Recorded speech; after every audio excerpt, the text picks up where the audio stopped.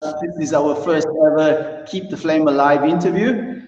Before I introduce my guest, I'd just like to say a few things about what I'm trying to do. I'm trying to bring to you martial artists that I know and respect. A lot of them are friends. We have things in common. We have shared values. We don't agree on everything, but we do agree enough that we respectfully respect each other. And when we do contradict each other or don't agree on things, we do it respectfully. And perhaps that's a mark for all martial artists.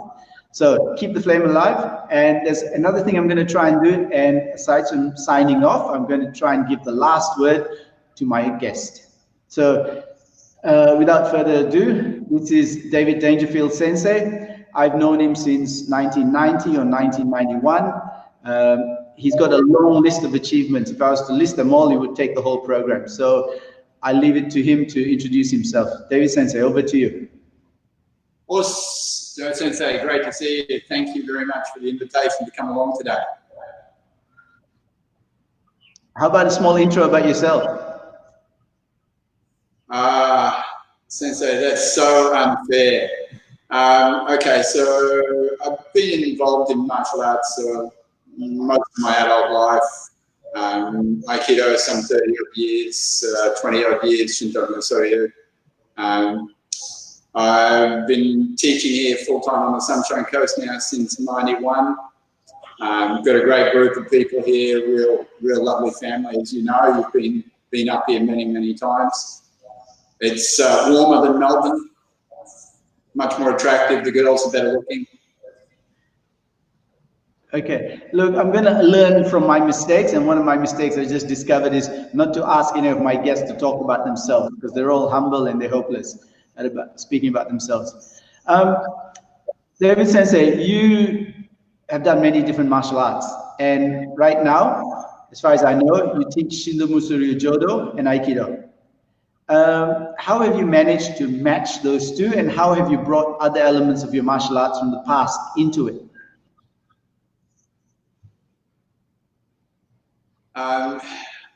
I guess a lot of the matching of the Aikido that I do in the Shinto Musuryu was guided by my Shinto Musuryu teacher, Fukuoka Sensei.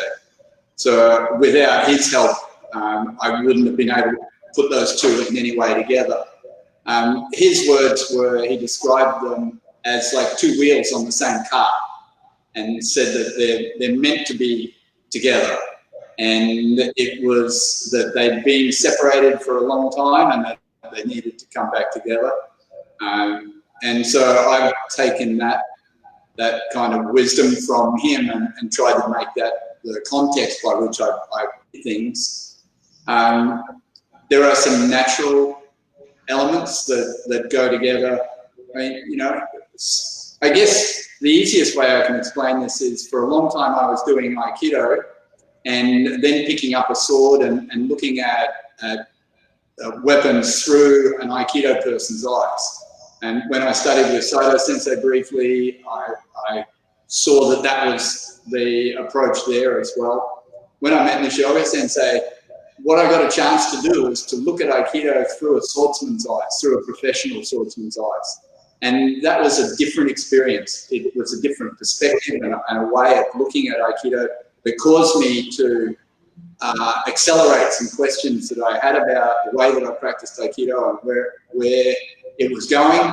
And with Nishiyoga Sensei's help, I was worked the last probably 10, 15 years trying to put those two wheels on my car. How that works, it works for me. And it's my experience with my teacher and the Aikido from the Yoshinkan. I think had it been not Yoshinkan Aikido, then I would never have been able to fit Shinto Musuryu with it. The similarities in the styles in terms of the way that you approach learning are so considerable. And I know Nishiyoga Sensei spoke at length with Terada Sensei and Inoue Sensei about that, and said that in his opinion, that was the reason they could go together. Okay. Again, everyone, This is non-scripted. I've got 2 questions from people who've asked me to put it to David Sensei. Otherwise, it's non-scripted, and just David Sensei's answer then has thrown up a whole lot more questions. So, would you consider Shindomusuru Jodo to be a Koryu or a Gendai Budo? It absolutely 100% Koryu Bujutsu. Okay, so sorry, go on. My opinion, but also the word from my teacher very clearly. Okay, so that leads me to Gretchen's question. Gretchen from Aikido Yoshinkan, New South Wales. She says that in Koryu Bujutsu, the intent is to maim or kill, both in philosophy and in technique. In Aikido, we give the uke a way out. Should we approach Aikido with a different mindset? What do you think? Gretchen is being cheeky here. She knows normally she would have to buy me 6 beers before I give her an answer to that sort of question. So Gretchen, you owe me some beers, okay? So what I'd say is, Gretchen, have a look at, there were a list of rules that O Sensei wrote and posted in his dojo. I think from memory there were 8. And of those rules, I'm fairly certain that the top one said that Bujutsu is an art that aims to kill your enemy.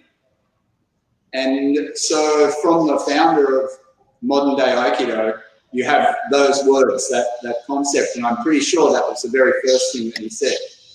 So how we approach Aikido may be a little different to the original intent that he had at that time. I don't know, I wasn't there, but that's his rules from his dojo. So what I see is that there's no real difference. The Aikido's roots are in the same place as Koryu Bujutsu, and your mindset is incredibly important. For me, Bujutsu training, Budo training, Nishoga Sensei used the 2 words interchangeably. He said they were 2 points on the same road, not different. He had a different opinion to Draga Sensei on that. And he, as I say, he used those 2 words interchangeably. He didn't stipulate them as having any difference between them, just 2 points on the same path. So maybe it's kind of a false differentiation. I feel like Koryu Bujutsu has one aim. And if you study Koryu Bujutsu, it's to train yourself to be a warrior. Now, by warrior, I don't mean a person who likes to fight. I don't even mean a person who likes to go to war. I mean something different by that. And I think the value in good Aikido training is when you also approach it the same way. You approach it with the mindset of training yourself to be a warrior. Whatever that means to you, it has some special meaning to me. Okay. Maybe I'd say the battlefields today.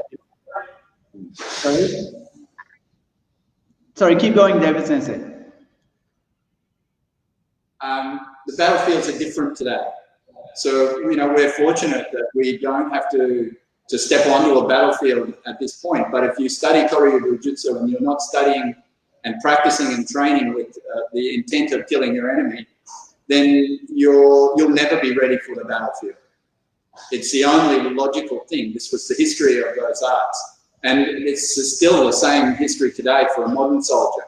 He can't go on the battlefield with the thinking of, I'll preserve my enemy, I'll look after him, maybe I'll be able to save his life. That person's not going to survive long, in my opinion, on a battlefield. Okay, so now from my perspective, my answer, Gretchen, is not as cerebral as David Sensei's. I know people who practice different martial arts, and it always comes down to the person. In my limited training in Shindomusuru Jodo, and the fraction of classes I did in Yagyu Funkage-ryu, the mindset was the same. It was the people who were different. And people brought different qualities or different liabilities to the mat. And as a student, you had to deal with it. As a teacher, you had to deal with it. But for me, it wasn't Gendai Budo or Koryu Bujitsu. It was the person. There's a concept in martial arts called Kime. In the sword arts, they call it mind, sword, spirit. In empty hand art, it's called mind, body, spirit. So they say that when you strike, physically you stop here, but mentally and spiritually, you've gone through your partner. So that's the training, and you cannot stop here while still accelerating if you do not have the right mindset. People without the right mindset will decelerate as they get here. And then whether it's Gendai Budo or Koryu Bujitsu, the meaning's lost. So mind, body, and spirit, control. Thank you. Okay, David Sensei, we move on to the next question. This is from Jane in Preston in the UK. She's asked me this, but she's also, but I'm going to put it to you since it's my show.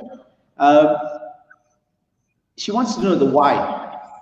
The why you do Aikido, why you do martial arts, what beliefs are there in Aikido, in Shindo Musuryo Jodo, that match your own? What values, what beliefs, what philosophical elements in the arts that you do match your own? And I guess she's also asking what motivates you, what carries you, etc.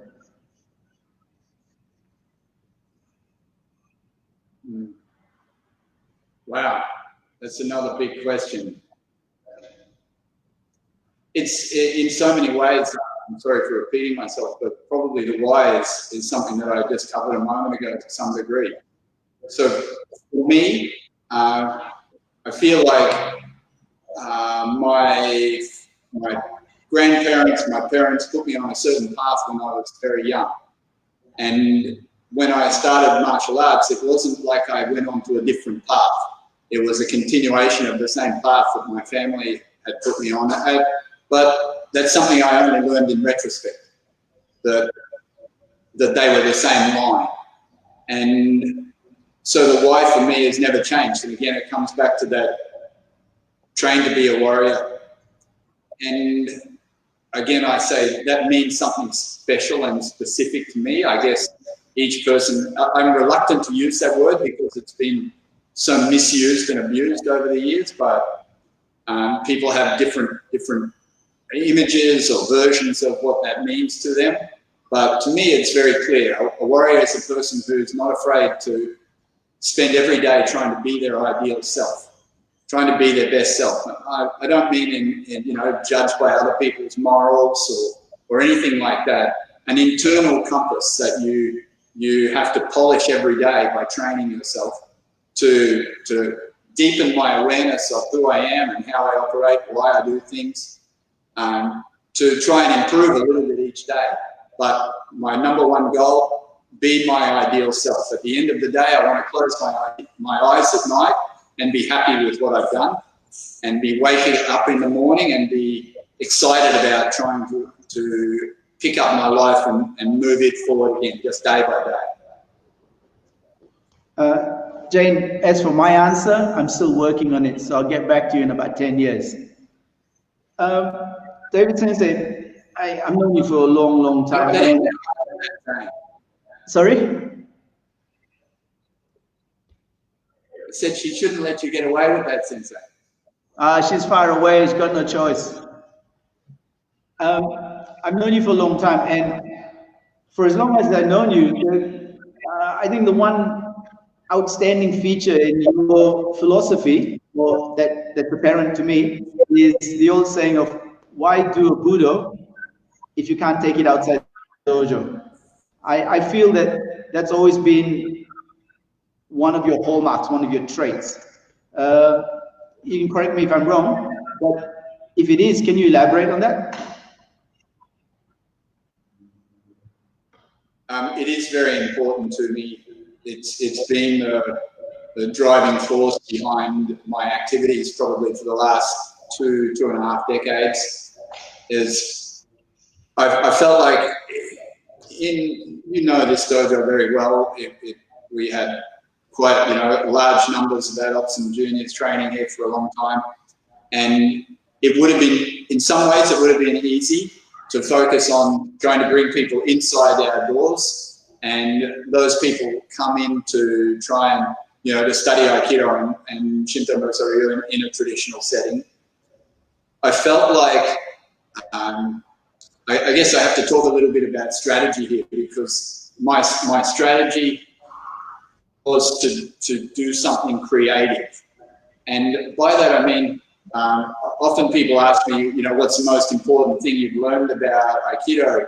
And I say, well, of Budo, Bujutsu, how not to walk down streets where problems are. And they go, you know, but that's strange. How do you do that? So by learning, by keeping my eyes open and my wits about me and learning. And more than that, not magnetizing those things into my life. So not magnetizing things in that I then have to spend time solving. And so first, you know, strategically, I think there's three ways of approaching things. You're walking down the street, somebody jumps out, they attack you, you defend yourself. It's reactive, it's nothing wrong with it. If you can do that well on the day, good job. Second one is what I spoke about before. Choose a different street. And so I've spent a lot of time choosing different streets, choosing better streets. So I wasn't having those problems. And then it's probably 25 years ago, I started to think, but that problem still exists on that street for somebody. Not me, but it exists for somebody. And if I really want to be, do the best I can, then what I've got to do is I've got to change the future for that person. I've got to create a different future. And so I started going out to teach children in schools, boys in particular who had lost their way, who people were going to expel from their schools. And I wanted to find them when they were still young enough for me to change their future. Take them so they weren't going to be waiting on a street somewhere to mug somebody. They were going to be leading a better life. So some 15 years we did those programs in schools. Last count, over 7,000 kids through those programs. So I did that because I wanted to change the future for those kids. And if I waited in the dojo for them to come to me when they were adults, then those problems would have been existing. Those other people would have run into the ramifications of those problems. And it comes back to, people often ask me, should everybody do Bujutsu, Budo, Aikido, Shinto Musō-ryu? And my clear answer is absolutely not. 100% no. The problem that we have is trying to popularize this. Even Nishioka Sensei, Shimizu Sensei wanted to popularize Shinto Musō-ryu. And I think it's a problem because not all adults can come able to fit into a dojo setting. But all kids must. We can't take all adults because of their mindset, how they come in as adults. What we must do is take all kids. And it made me reflect back on Shimizu Sensei when he talked about popularizing Joe. He used Baden Powell as the example. So he wasn't talking about adults, he was talking about kids, scouts, that type of thing. And so, sorry for such a long-winded answer, but that's what I still seek to do, is to try and be creative and go outside and help use my experience and what the dojo and what Bujutsu, the principles, have to offer to people in their life. Cool. That leaves me with a whole lot of list of other questions, but we might save it when Queensland comes on the same time with us. Tomorrow. Yeah, cool. That's good. So anyway, I've got another question, and please, maybe the question is flawed. Maybe my perception of what I've heard is wrong. Growing up, I did a little bit of Shinto Musō-ryu Jodo, as you know, very little. And what I was told back then was that the technique, maybe the concepts, but I heard it as the technique had not changed since the time of the founder. And then in the last 30, 40 years, they've been talking about the Fukuoka style and the Tokyo style. And I want to know what you think and how you reconcile the two. Is that a valid question? Of course, Sensei, no problem. I know what Nishioka Sensei would say, and so I'll start there because it gives me some context from my own thoughts. He would say that the worst thing that could happen to any Koryu is to remain in the museum. So if it were true, people say the techniques or the concepts, but maybe the kata haven't changed since the outset, that would be a tragedy. People seem to want to think that it's a good thing that they haven't changed, but I feel that this would be a tragedy because these things would be like they were sitting in a dusty museum somewhere, and that's not Koryu Bujutsu. So combat was analysed again and again and again, and out of that analysis came the kata. So of course the kata were changing or growing as warriors from the Kuroda-Han were learning from their analysis of combat what to do, what's successful. And that's how something remains relevant and successful on the battlefield, is it has to modify. If it doesn't modify, it dies. People die with it. So that idea, I think, if people think that way to start with, as if they were proud that it hadn't changed, then that may be something worth reconsidering. So, of course, it's changed. And it's true, of course, Shimizu Sensei came up to Tokyo and with him brought Shinto Musaryu, I believe, Kano Sensei, of judo fame, was one of the people who sponsored him. And so you had the Tokyo style, you might say, and the Fukuoka style, or the original style, but Shimizu Sensei had his way. And it was really only post-Second World War that he made changes to the full number of kata. He created 12 representative kata, and he did that because he was motivated by concern that Shinto Musaryu might cease to exist. And he formed a relationship with the All Japan Kendo Renmei, Zenken Renmei, and many of the police and people inside that Renmei learned those 12 kata. He was, in his mind, he was trying to preserve the core of the art. As it turned out, this was unnecessary. Shinto Musaryu continued to survive in the hands of people like Nishioka Sensei. But now you have the Seitei style, these 12 introductory kata, I would think of them. And then you have the Ryu, so where the kata started on Motte. So if I read between the lines, you're saying that the change or the modernization was wrong. I'm not mincing words. I'm reading it as you're saying, or your preference is the traditional style, whereas the modernized style you would say is flawed or wrong. It's hard for me to say flawed or wrong because this is never something I ever heard Nishioka Sensei say. Right and wrong. Sorry, good description. I'm not interviewing Nishioka Sensei. I'm interviewing you. Yeah, well, I'm going to take his lead and say no right or wrong. Sorry? No right or wrong, but different. So maybe the intent and the intensity. So I know that's a very Japanese answer, yeah? I was just going to say that. Read my mind. But I think these questions need to be asked by people who are leading Budo today. And we just to say, my teacher said this and my teacher said that, maybe worked for me and you 20 years ago, but no longer. I think we have to stand up and behind our own beliefs, and hence I'm asking you. I'm calling you out on it. So, Sensei, my opinion is still there's no right or wrong. It depends on what the person's looking for. If they're practicing Zenken Seitei version of Shinto Musaryu, they don't even use the word Shinto Musaryu anymore. So more recently, it's just been called Jodo. And I think that's a good thing because in the minds of people, they are either approaching Jodo on one side or they're approaching Shinto Musaryu on the other. And perhaps they come to Shinto Musaryu through Jodo. And I think that was Shimizu Sensei's, maybe his long-term plan. And I know that Nishioka Sensei saw it that way. Now, you're going to hate this because I'm going to throw your own words back at you. You once said to me that, and I think again it's a quote from Nishoka Sensei, that in Judo, 9 times out of 10, the swordsman would win.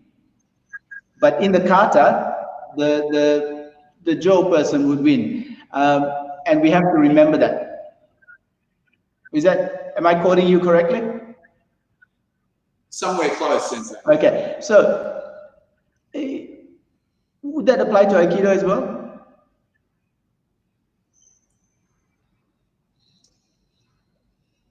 If we take Shinto Musaryu as the lead, the role of Uchidachi was played by the teacher. And the way that it was practiced was really one teacher to one student most of the time. Very, very small personal transmission. And so that context is different to an Aikido class is the first thing, I guess. In the role of Uchidachi or Uke in Shinto Musaryu was taken by the teacher because it was a dangerous role. And it's also because the teacher knew every permutation. And they could apply a little more pressure to you, or they could make little changes to the timing or the target or the rhythm. And how you responded to those changes determined how they would move next. And so it's highly, highly personalized training between two people. One person who knew everything and one person who was learning by that reflecting back and moving with the other person. Modern Aikido, we don't have the luxury of training like that. So if in a perfect world, in my opinion, the perfect world is that your uke is senior to you, and they do understand how everything should be resolved, and they can lead you and they can put pressure on you. It's just, again, this is a perfect world. How can we make that our practice in regular class?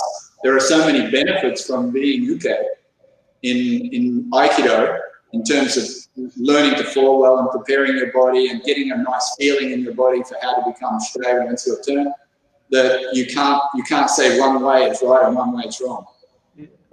Look, I've heard that as a criticism from people who do Koryu Bujitsu, and we've talked about this before. The criticism being that Gendai Budo has lost its way because the senior no longer receives the technique. I'd hate to see, someone in their 60s or 70s being thrown by a top Olympic judoka. The teacher's not going to get up again. Of course, at 60 or 70, you can take light ukemi, but you cannot take full force training like you could when you were in your 20s and 30s. So that argument, and I know you agree with me, is a false criticism.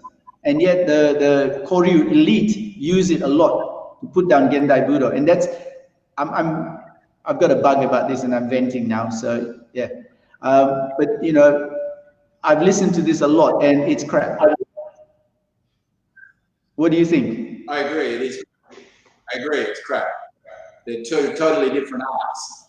So Nishoka Sensei was my Uchidachi even in his 80s. And I lived in utter fear of him. There was no time where I ever for a moment thought that I had any chance with him, because it's a very, very different art. And were we practicing Aikido at his age, then of course this wasn't a relationship that could be sustained. As I said before, I think and you and I know agree on this, that there's so many benefits to being uke in modern Aikido, so many things that we can take from it, that of course it shouldn't be the reserve of the teacher. Okay, everyone,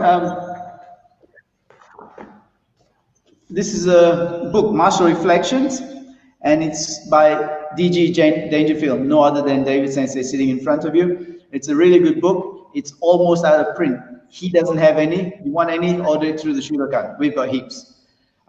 David Sensei, would you like to say anything about this book, aside from the great foreword by someone we know? Yes, it does have a superlative foreword by Joe Thambu Sensei. So you should buy the book for that alone. Do you want to say anything else about the book?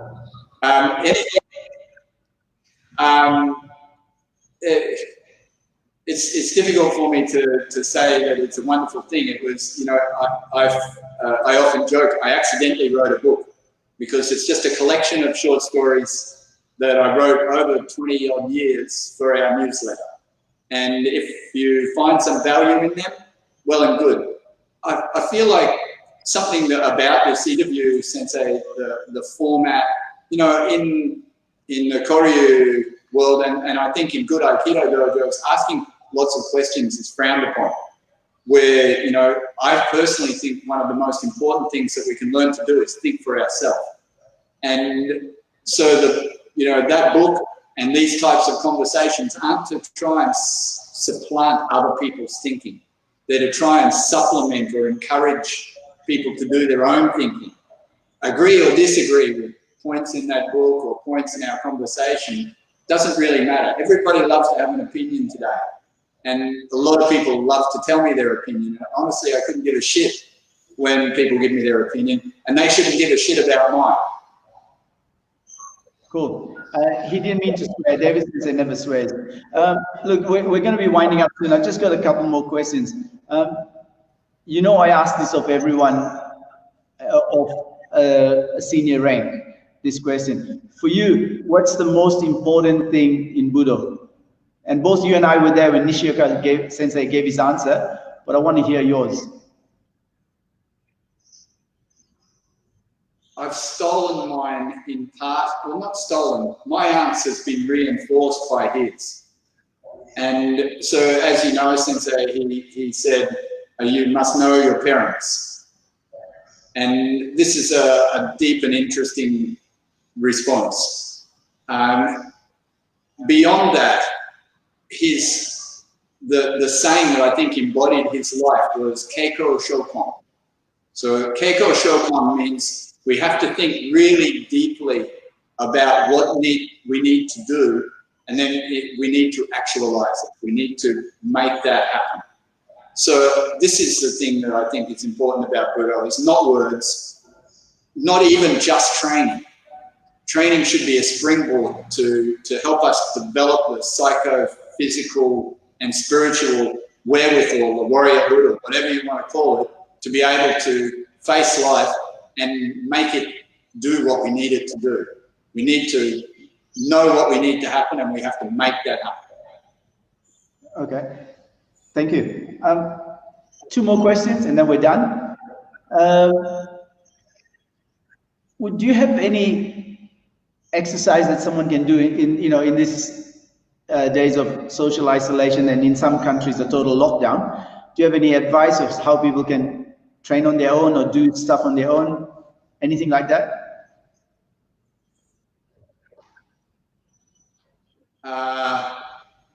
Sensei, I think rather than me trying to say, here's 6 exercises that you've never seen before and go away and try and do them, everybody who's watching has some knowledge of Aikido or some knowledge of Shinto Musori or some knowledge of their art.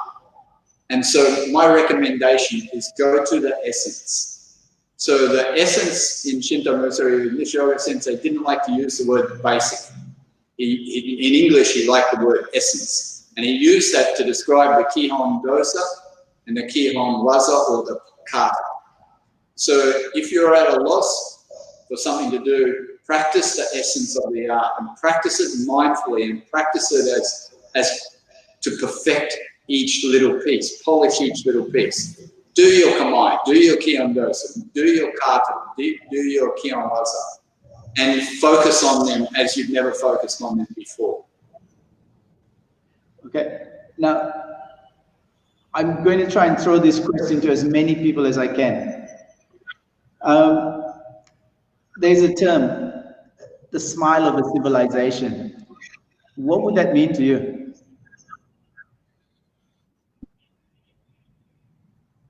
The smile of the civilization. The smile of a civilization. Is it? Yeah. What would it mean to you? What would be smile of a civilization? What would you like to see the smile of our civilization be? The smile.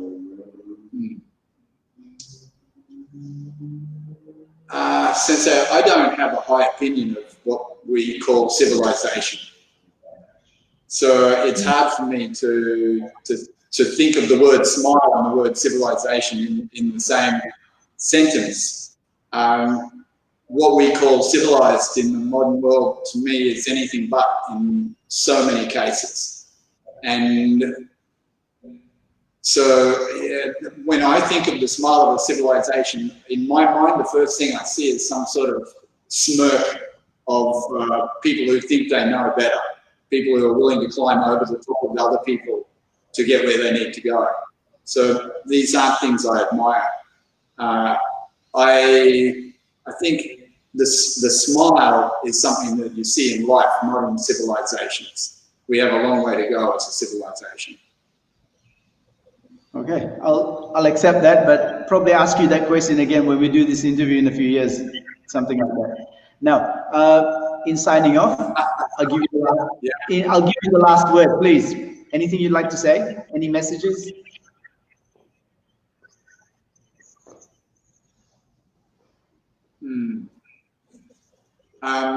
Encourage young people to take up Budo, Bujutsu, be it Aikido, be it Shinto Musō-ryu, your own children and children in your community. There are so many things that Budo, Bujutsu has to teach these young people. It is incredibly important, vital, that we become involved in their lives and we help them understand what's possible in life and to give them a path to follow. There are so few paths now for children that are meaningful and are going to help them lead a good life. So wherever you are and whatever you're doing, encourage young people into your dojo, keep them there, and help them become the new generation of leaders that we need. Awesome. Thank you, David Sensei. Everyone, please thank David Sensei. I know you can't applaud or give him a virtual applause. Thank you very much for your thoughts and your time. People, Queensland is behind us quite a bit, and so forgive the problems with the time lapse and any technical issues we had. Hopefully the value of the words from David Sensei would outweigh any technical difficulties we encountered. If you have any suggestions, if you have any questions for the next interview or to put to David Sensei or me, you can do it on Facebook. My next interview hopefully will be at about 4 o'clock Australian Standard Time with John Marshall Sensei, who's in Singapore. And even though the distance is greater, hopefully a better connection. So if you have any questions for the FMS John Marshall Sensei, please write in and I will put it to him. And we don't mind the tough questions either. This interview was meant to be more like a discussion or a banter, but because of the time lag, we found that difficult.